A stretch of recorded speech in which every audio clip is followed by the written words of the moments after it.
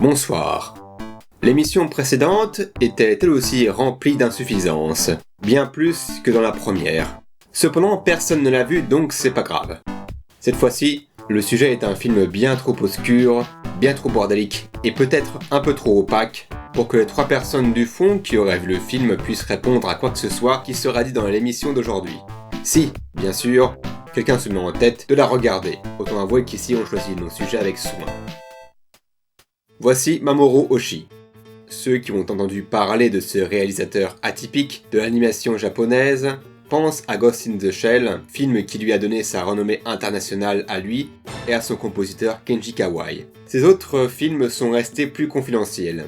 Seuls les plus curieux ont bien voulu creuser jusqu'à son premier long métrage en prise de vue réelle de 1987, Akai Megane.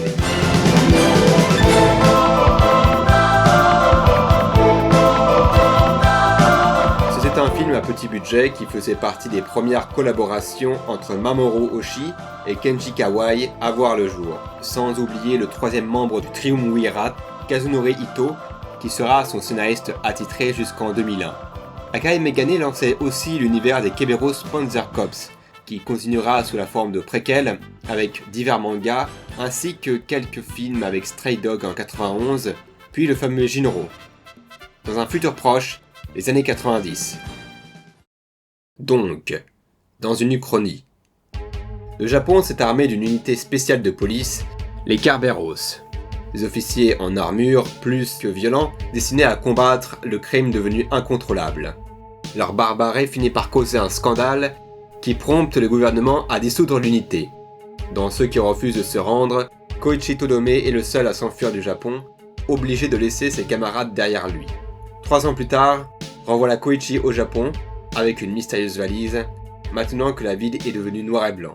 Il découvre que le pays est désormais d'une dictature répressive et que ses anciens amis ne sont plus que l'ombre d'eux-mêmes. Commence un long processus de délitement où le monde de Todome s'écroule, littéralement. Akai Megane, qu'on connaît également sous le nom de The Red Spectacles, son titre anglais, est un peu déstabilisant. C'est qu'à la vue d'un univers dans lequel prend racine le film, peuplé de complexité politique et de flics en armure de combat, Akai Megane décide de raconter un épilogue distant et vain des événements, qui plus est recentré autour d'un récit beaucoup plus intimiste, et un peu bizarre voire opaque, qui empêche Oshii de s'épandre dans les larges plans urbains contemplatifs dont il se fait pourtant une spécialité. Déception pour les fans d'architecture. Pourquoi un tel traitement ? Certainement une question de budget. Akai Megane est un film d'art et d'essai réalisé avec peu de moyens, tourné principalement en noir et blanc pour maquiller ses carences monétaires. Quelque chose qui joue en sa faveur, car le sépia crée une ambiance morose qui s'entend avec la mélancolie ambiante que dégage le film. La mise en scène est très fixe et très composée, posant une ambiance lente, contemplative, qui est déjà typique du réalisateur. On voit peu d'environnements urbains, qui ne bénéficient de plans larges qu'au début et à la fin. Probablement une preuve de ce budget serré. À cause de ça, le film gagne un climat plus étouffé et renfermé. Une ville où l'on se retrouve emprisonné dès qu'on y pose les pieds. Et pourtant, dans cet univers sépia détonne un héros qui subit des mésaventures cartoonesques à base de diarrhée.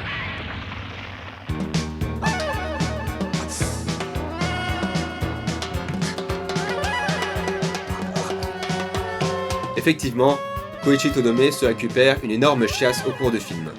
2 fois.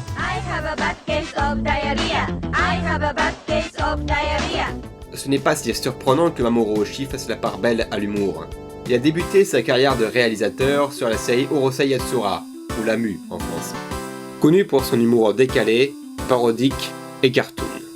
Donc évidemment, son premier long en prise de vue réelle est influencé par ses précédentes expériences, et ce même s'il est déjà passé par des réalisations plus avares en gag.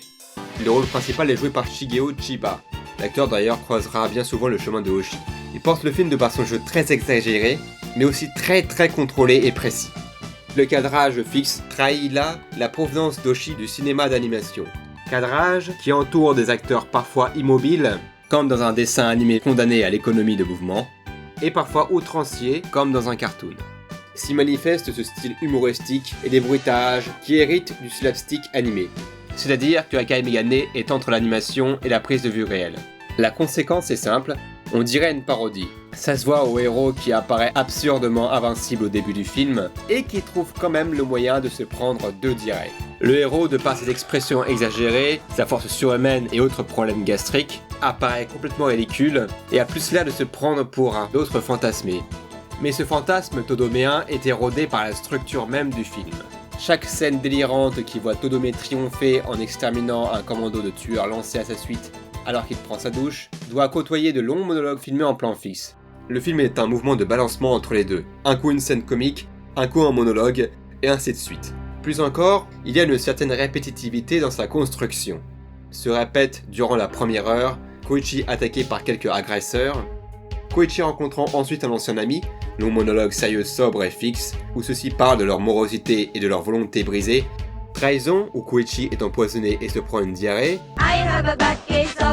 ce qui mène à sa capture, puis interrogatoire par l'agent du gouvernement Muroto Bunmei, évasion de Koichi, et rebelote, pour un résultat de 3 séquences à la progression identique. Forcément, Koichi donne l'impression de tourner en rond. En fait, il ne tourne pas en rond, il tourne dans une spirale. Car au fil des répétitions, Koichi, qui commence le film dans un état quasi invulnérable, montre de plus en plus des signes de faiblesse. Lui qui exterminait un commando d'assassins surentraînés, se fait ensuite bousiller par un gang de malfrats des rues, avant de terminer en bandage. Muroto Bunmei, au départ méchant décalé qui utilise l'alcool comme moyen de torture, devient de plus en plus menaçant. Quand le film a fini de faire sa triple répétition, c'est là qu'il commence à s'autodétruire. Les événements perdent tout sens logique, le décor tombe en morceaux, les gens se transforment en mannequins, Todomé se retrouve coincé dans un monde artificiel, un rêve étrange et fiévreux. Tiens. Voici une poupée gonflable dans le désert d'Atsushi Yamatoya, dans lequel un tueur à gages était piégé, lui aussi, dans un rêve étrange et fiévreux avec des mannequins partout. Et oui, le film a été cité dans l'émission précédente, tout est lié. Il y a des similitudes dans le concept des deux films, déjà dans l'idée de base, car un spectateur averti saura déceler assez tôt. Avec ça, des éléments non sequitur se baladent dans l'arrière-plan, dont on ne découvrira l'origine qu'à la toute fin. Et il y a le final, qui montre la destruction du film lui-même. Il participe à créer une ambiance surréaliste, où les repères se dérobent aux spectateurs.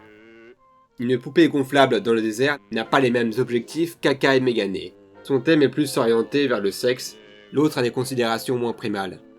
Rien ne prouve que Oshii se soit inspiré de Yamatoya. Cependant, il semble qu'une des influences assumées soit la marque du tueur de Seijun Suzuki, sur lequel Yamatoya avait justement participé. Ce qui lie ces films sont leurs héros solitaires, aspect a priori monolithique et mystérieux. On dirait qu'ils s'inspirent d'un archétype. Les films de Suzuki et de Yamatoya devaient réagir à un cinéma contemporain fasciné par les yakuza et les gangsters qu'ils tentaient d'attaquer.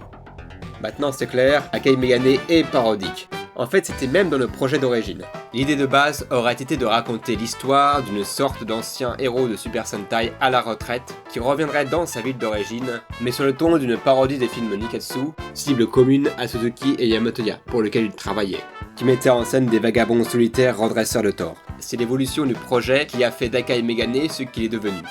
Todomé répond autant que ce modèle à un archétype.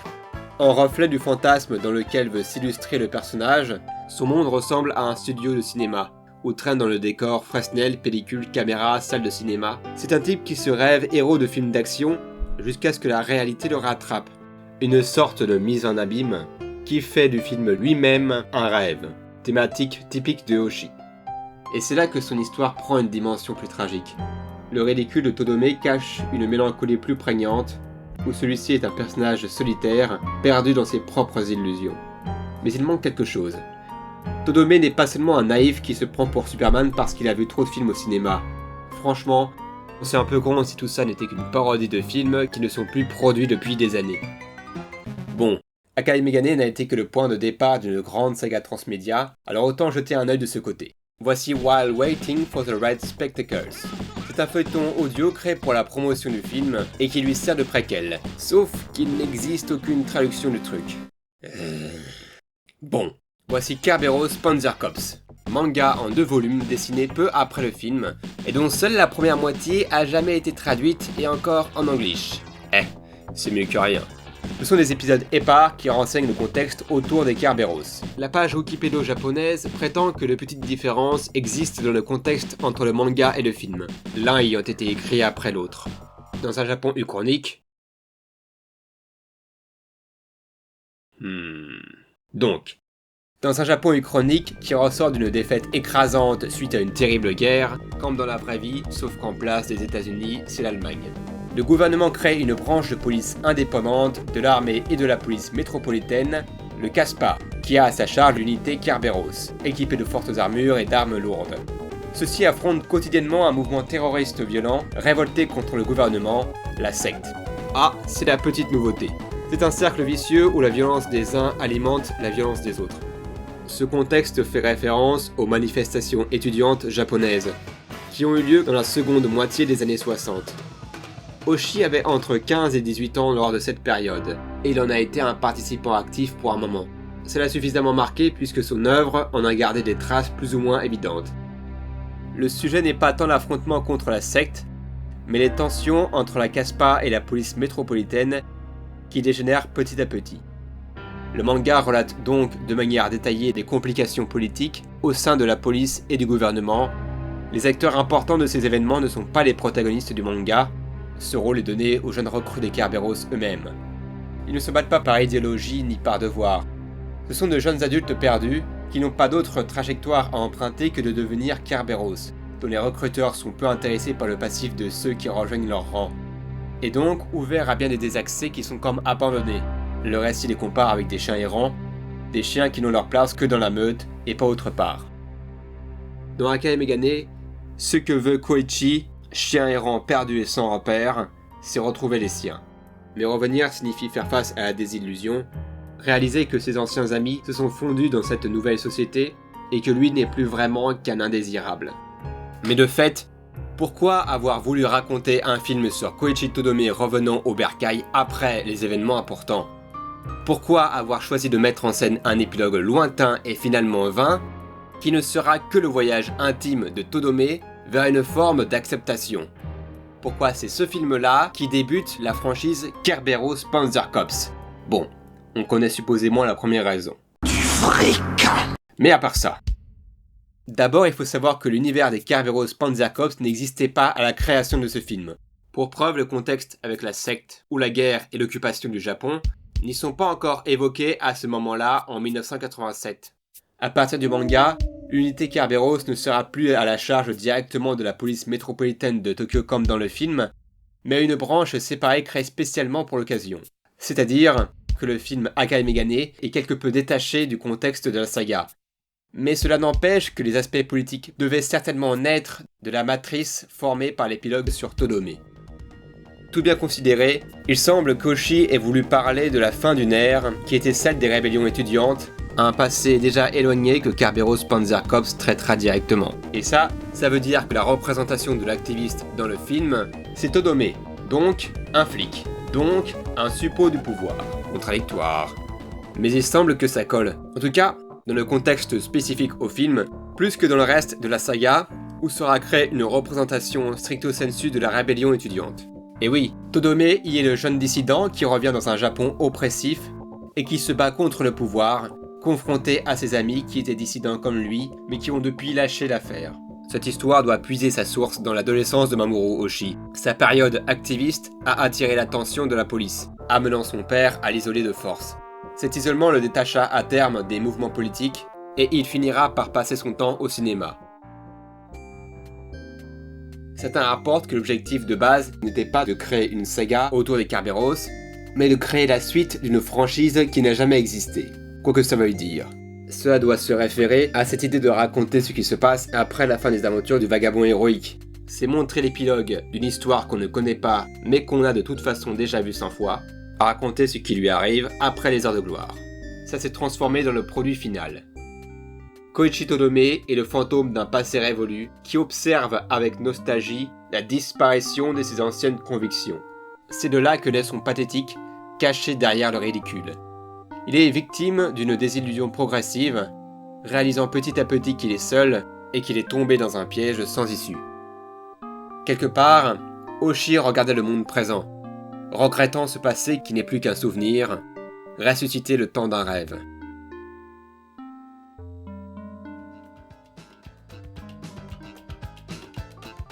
Bon, le problème c'est que c'est un peu opaque.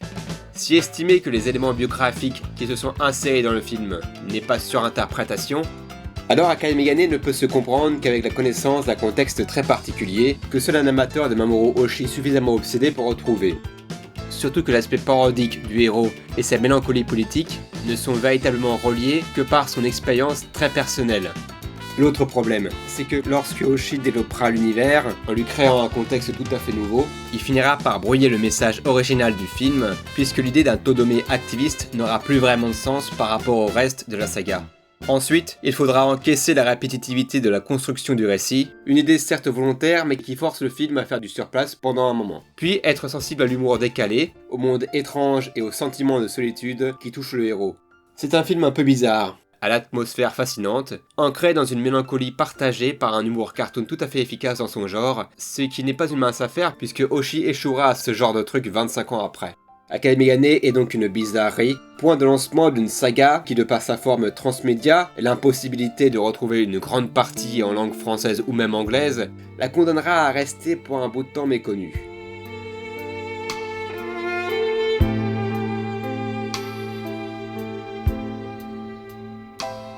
Ah oui, et vous vous demandez forcément ce que foutent ces affiches-là qui traînent dans tout le film. Eh bien en fait, aucune idée.